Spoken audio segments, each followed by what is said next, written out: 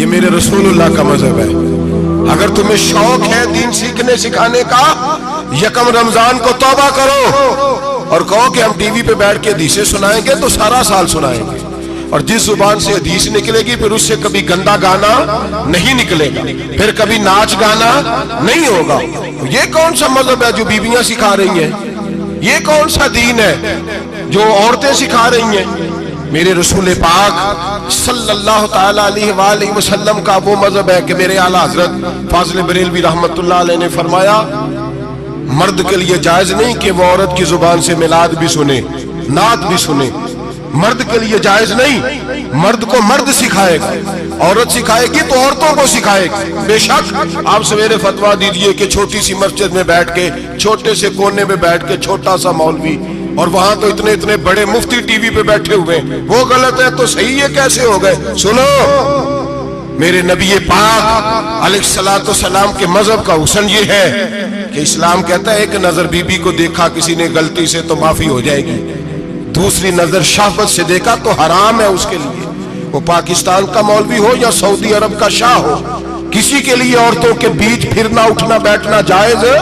میرے نبی پاک صلی اللہ تعالیٰ علیہ وسلم نے فرمایا ہے میں عورتوں سے مصافحہ کرنے نہیں آیا، اور میرے نبی پاک صلی اللہ علیہ وسلم نے فرمایا ہے، حضور فرماتے لیکن نا کتا بالکل ناپاک نہیں ہوتا، کتے کا تھوک ناپاک ہوتا ہے، یا کتا گیلا ہو جائے تو ناپاک ہوتا ہے، لیکن خنزیر سارا ناپاک ہوتا ہے، کل ناپاک ہے خنزیر۔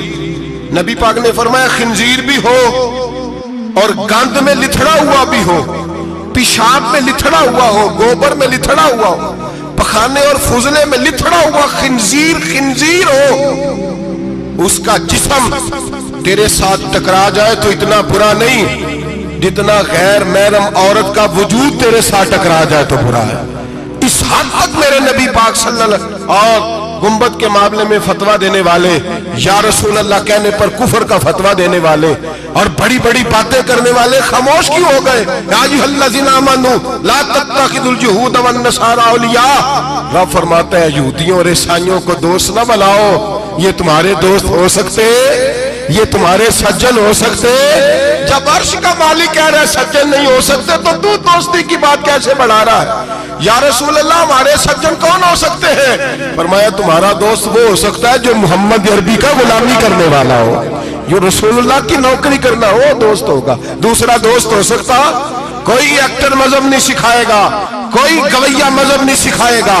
حضرت جناب سیدنا جنید بغدادی، بغداد کے پیر سے کسی نے پوچھا تھا آج سے 1100-1200 سال پہلے، وہ تو زمانہ ویسے نیکی اور پرہیزگاری کا تھا، کہا بابا جی مرد اور عورت نیک ہو، بغیر پردے کے، بغیر حجاب کے، بغیر دیوار کے بیٹھ کر ایک دوسرے کو دین سکھا سکتے ہیں؟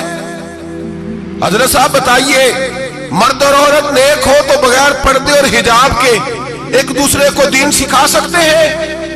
تو حضرت جنید بغدادی فرمانے لگے سکھانے والا حسن بصری ہو اور سیکھنے والی رابعہ بصری ہو تو پھر بھی بغیر پردے کے بیٹھنے کی اجازت نہیں۔ تو مفتی صاحب کو اجازت کس نے دی؟ مولانا صاحب کو اجازت کس نے دی؟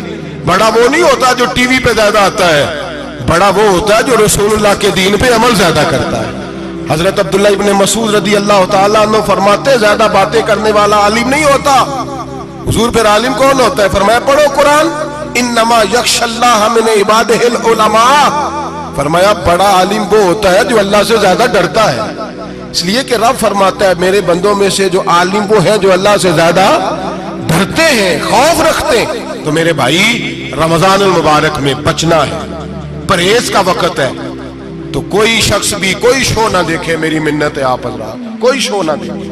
عورت کا تو پردہ ہے تو ہمیں تو تماشے پہ لگا دیا گیا، عجیب قسم کے ایکٹر آ گئے اور مذہب سکھا رہے ہیں۔ میری اپیل ہے آپ سے کہ سحری افطاری کے وقت ٹیلی ویژن بند رکھیں، کیا چیز کھول کے رکھیں؟ یا قرآن کھول کے رکھیں یا رسول اللہ کا فرمان کھول کے رکھیں، اللہ رسول کی طرف توجہ رکھیں، وہ سیکھنے سکھانے کا وقت ہے۔ چھوڑیں گویوں سے دین سیکھا جائے گا، ہمیں کوئی شکوہ نہیں، یہ پکی توبہ کریں، سویرے آئیں آ کے دین سکھائیں، اور میں ان سے بھی اپیل کروں گا کہ آؤ دین سکھاؤ۔